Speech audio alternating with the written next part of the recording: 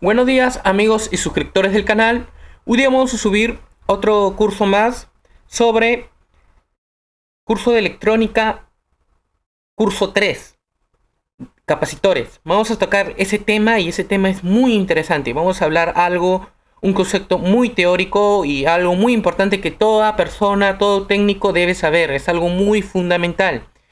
Y bueno, muchachones, ustedes dirán por qué yo no estoy subiendo videos para practicar, ¿no? O sea, agarrar una placa, medir los componentes de una placa y les quiero hacer presentes, no lo estoy haciendo en este momento porque la cuarentena me agarró sin un dispositivo que capture el vídeo para hacer ese tipo de vídeo. Pero no se preocupen, terminando toda esta cuarentena voy a tratar de conseguir el aparato que captura el vídeo para así mostrarle lo que es un mejor ángulo en las reparaciones, ¿no? Ya mostrándole las prácticas. Y bueno, les quiero decir que este curso va a ser un curso extendido de electrónica básica. Va a tocar todo lo que es electrónica, no solo para reparaciones celulares, va a tocar lo que es la electrónica básica. Y bueno, espero que realmente comprendo porque terminando este curso voy a ir de frente a reparaciones. Los videos que voy a subir después de este curso va a ser de puro reparaciones porque yo todo este tiempo ya me enfoqué en dar cursos gratuitos y subiré solo cursos de reparaciones.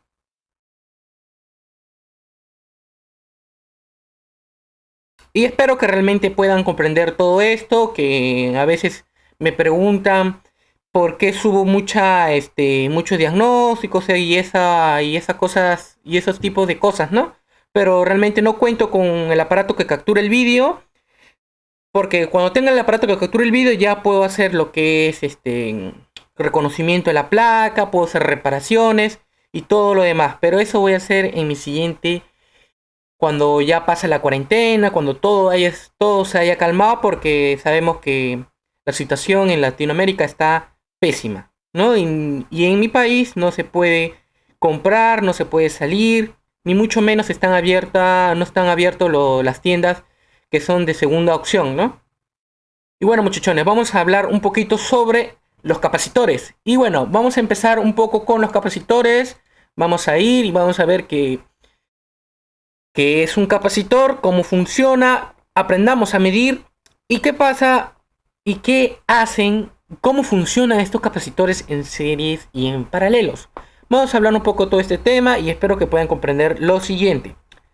Un capacitor, también conocido como un dispositivo de CMD, es uno de los componentes electrónicos pasivos, como las resistencias.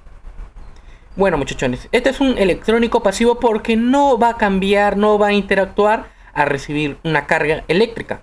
Vamos a ver que un capacitor almacena energía en un campo eléctrico. Obviamente en los capacitores vamos a ver estos tipos de modelos. Vamos a ver capacitor electrolítico. Vamos a ver todos estos capacitores que se usan en diferentes dispositivos electrónicos. Pero a las personas que realmente están en las reparaciones de celulares, en laptops, tablets, estos son dispositivos de CMD, de montaje superficial.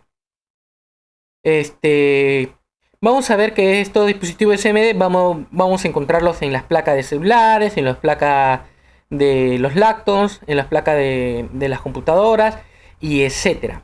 Vamos a encontrar estos dispositivos. Vamos a ver que estos capacitores vamos a visualizar que va a ser de este tipo de colores.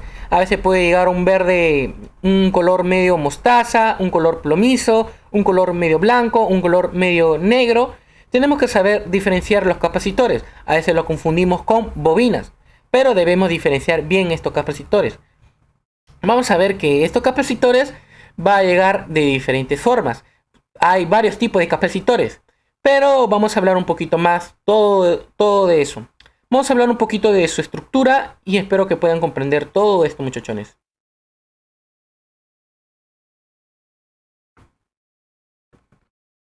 Vamos a ver los capacitores, vamos a ver su estructura y vamos a ver que generalmente un condensador, vamos a agrandar un poquito más la imagen. Un condensador tiene dos placas de metal en paralelas. Vamos a ver que va a tener dos placas de metal en paralela, que no están conectadas entre sí. Vamos a ver que la placa de la izquierda con la derecha no están conectadas entre sí. Las dos placas del condensador están separadas por un aislamiento no conductor. Este medio se conoce comúnmente como dieléctrico. Ambas placas del condensador siempre tienen la misma carga eléctrica, pero con distinta polaridad. Vamos a ver, en general, hablamos de la carga. La carga, su símbolo electrónico o su símbolo es Q, en valor absoluto. Vamos a ver que resulta evidente que la carga será el polo positivo de la tensión, la carga eléctrica y la carga positiva. La carga eléctrica va a ser en el polo, un ejemplo, el polo norte, y en el polo sur va a ser las cargas negativas. Vamos a ver que realmente un condensador va a ser dos placas, y va a tener un aislamiento dieléctrico, ¿no? Obviamente que va a entrar las cargas negativas, cargas positivas. Este muchachón se va a alimentar con todas esas cargas. Vamos a ver qué cargas opuestas se van a atraer. Por eso tiene que estar este aislador dieléctrico. Vamos a ver que un ejemplo, cuando un condensador suele a ponerse en corto, porque este aislador dieléctrico suele a dañarse. Y sabemos que si esta barrera no está, obviamente que las cargas negativas y las cargas positivas se van a atraer y va a producir un corto. Vamos a ver que las placas metálicas se van a alimentar obviamente con una fuente, con una batería o pila, que va a mandar las cargas negativas, cargas positivas, dependiendo el tipo de dieléctrico que sea. Vamos a ver que igualmente va a ser el procedimiento, que la carga positiva de la batería va a ir a una parte de la placa metálica y la carga negativa va a ir a otra parte de la placa metálica. Así va a trabajar toda esta estructura del condensador, del capacitor. Él va a condensar ese voltaje que se le va a considerar. Vamos a ver cómo funciona un capacitor. Vamos a ver cómo realmente funciona este muchachón. Vamos a ver si nosotros cargamos un condensador con una fuente de alimentación, esto comenzará a conducir una energía. Pero una vez que se cargue completamente, dejará de conducir corriente. Pero si le quitamos la fuente de alimentación, el condensador, comenzará a liberar la energía que contiene almacenada. Entonces podemos utilizar un condensador para almacenar energía eléctrica, aplicándose para baterías, fuente de alimentación, estabilizar tensiones. Además, también se puede aplicar para filtros, memorias, adaptación, entre otros circuitos. Y vamos a hablar un poquito cómo funciona este condensador.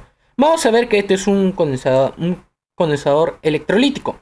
Vamos a ver que estructuralmente va a estar igual, va a tener su carga negativa, su contacto negativo, su contacto positivo, va a tener un dieléctrico, va a tener láminas metálicas, aluminio y un forro de plástico, ¿no?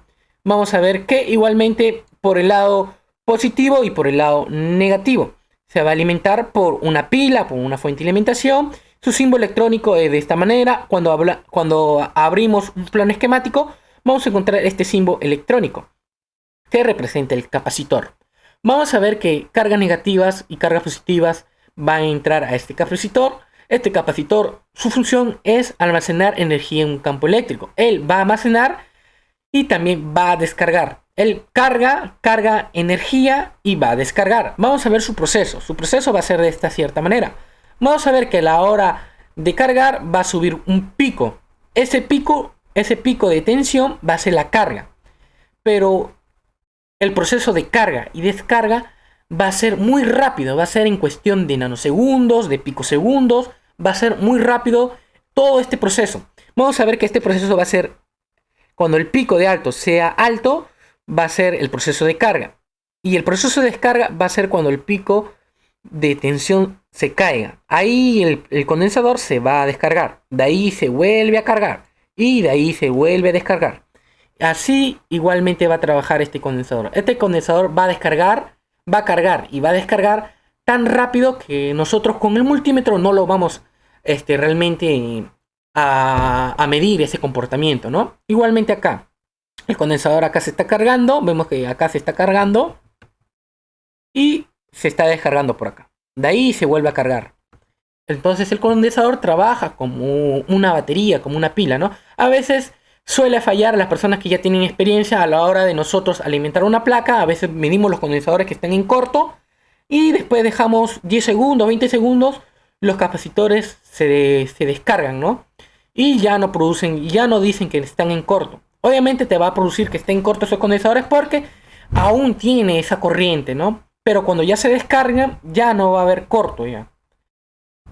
Espero que hayan comprendido todo este. Es un proceso algo muy fácil, muy sencillo. Vamos a ver realmente para qué está un condensador en una placa electrónica.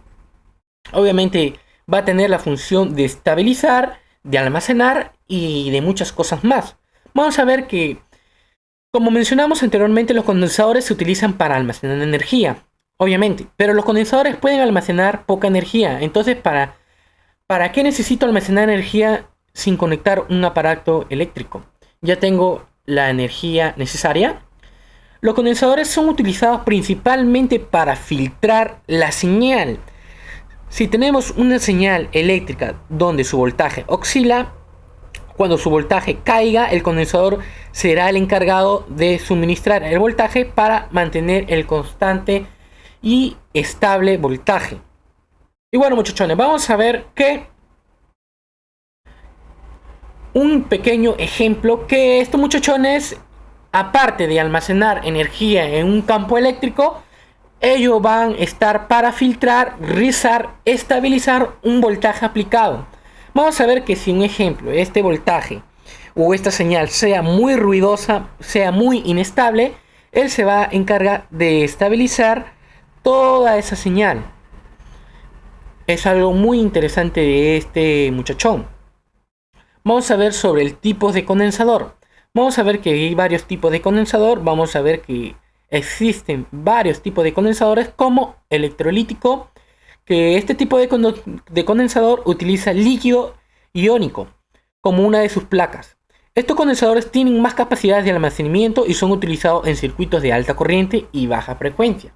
Obviamente que ellos van a tener más capacidad, más capacitancia para almacenar más corriente eléctrica. Vamos a ver que realmente hay otro tipo de condensador que se va a llamar poliéster.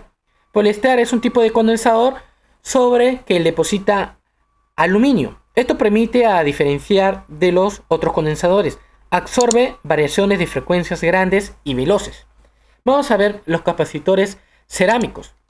En este caso, el material aislante es la cerámica. Esto tiene muy poca capacidad de almacenamiento que son utilizados para frecuencias extremadamente altas. Obviamente estos son los dispositivos de montaje superficial. Vamos a ver que vamos a visualizar. Vamos a ver que un tipo de condensador electrolítico va a ser de esta forma, va a ser de esta estructura. Vamos a ver que un tipo de condensador cerámico va a ser de esta forma, de este material. Y vamos a ver que un tipo de condensador poliéster va a ser de esta forma y de este material. Le dejo esta imagen para que ustedes lo puedan reconocer y no se puedan confundir. Espero que realmente les haya agradado. No se olviden de tomar captura a la pantalla de los datos importantes que les estoy impartiendo. Y bueno, muchachones, ya hemos sido todo. Vamos a hablar un poquito sobre cuidados al uso de un condensador. ¿Qué debemos hacer a la hora de nosotros medir o trabajar con un condensador? Es importante tomar los recaudos necesarios a la hora de trabajar con condensadores y tener en cuenta los siguientes casos. No se debe conectar al condensador a un voltaje que supere el voltaje del condensador porque explota. Es algo muy importante. Es algo muy básico que le voy a decir. Un ejemplo, una bolsa o una bolsa del mercado que ustedes compren, una bolsa de kilo.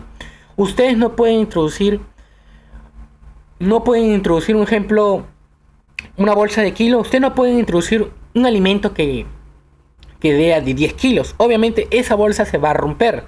Él solo va a soportar la capacidad de 1 kilogramo. Igualmente, este capacitor estructuralmente va a tener una capacidad de almacenar la tensión o el voltaje, ¿no? Un ejemplo, este capacitor, su máxima capacitancia va a ser de 4 voltios. Obviamente no podemos aplicar una tensión, un voltaje de 6 o 7 voltios o a más, porque podemos dañar este capacitor, podemos hacer que este capacitor explote, obviamente.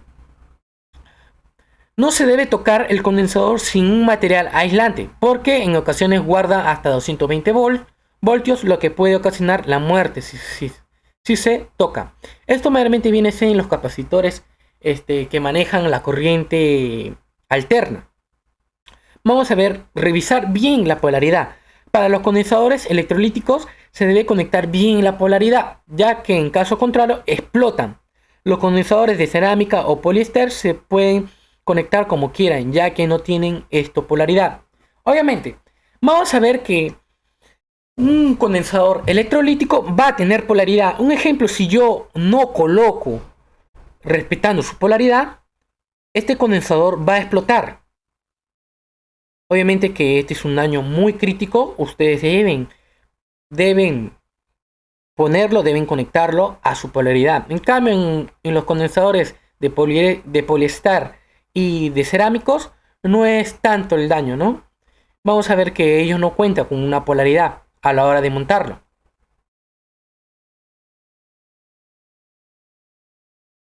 Vamos a aprender a medir. Obviamente, ¿cómo medir la capacitancia de un capacitor? La capacitancia se encarga de medir cuánta energía eléctrica hay en un objeto, como un condensador, utilizado en un circuito electrónico.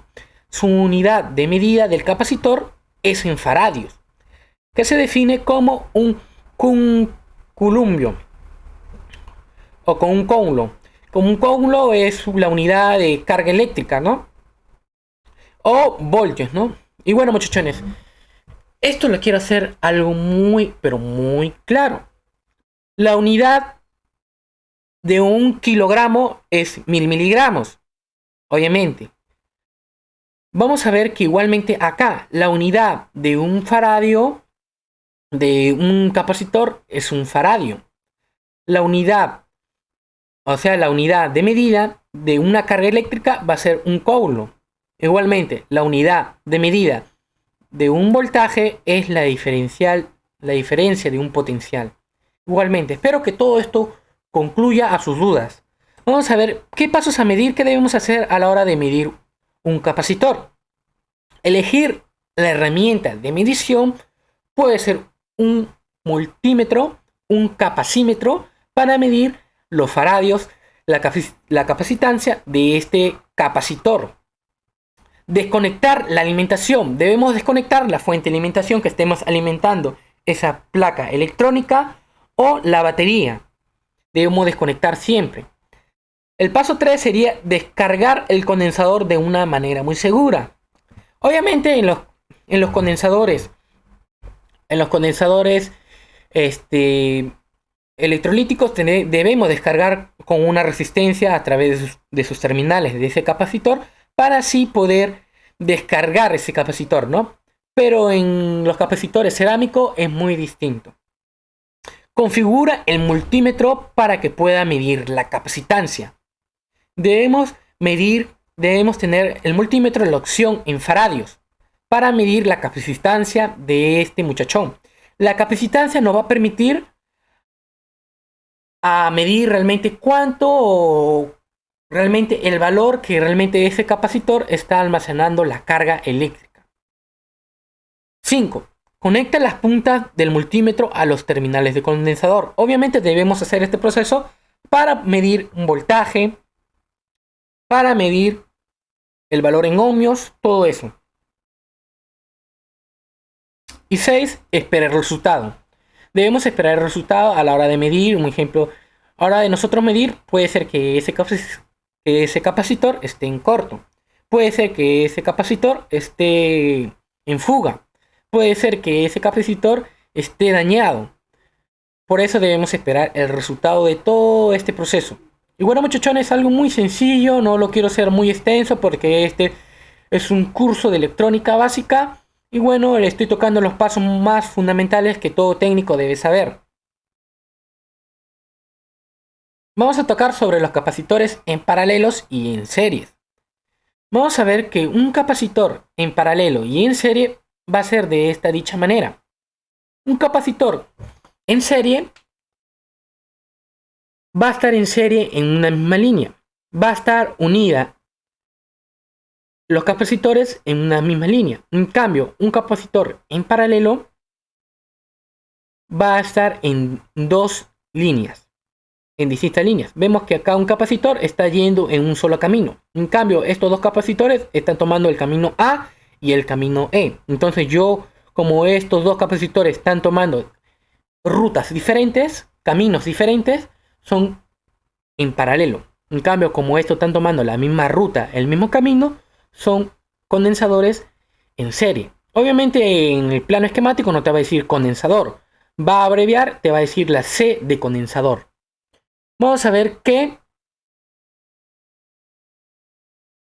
un condensador, al igual que las resistencias o los generados eléctricos, los condensadores eléctricos de un circuito generalmente pueden asociarse de tal forma que pueden ver sustituidos por un único condensador cuyo funcionamiento es equivalente al producido por todos aquellos. Este condensador recibe el nombre de condensador equivalente o resultante.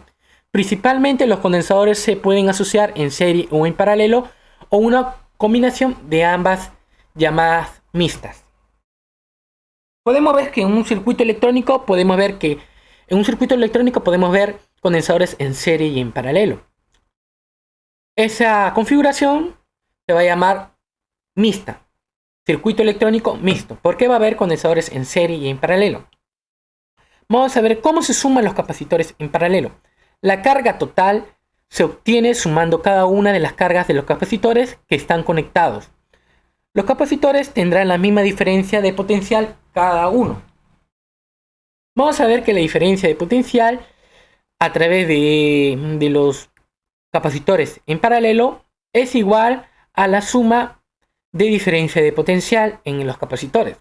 Vamos a ver cómo se suman los capacitores en serie. Esto es muy distinto. La carga total de los capacitores es la misma que se distribuye en carga del capacitor. La diferencia del potencial es la suma de cada diferencia de potencial de cada capacitor. Obviamente que la suma de los capacitores es igual a la capacitancia total.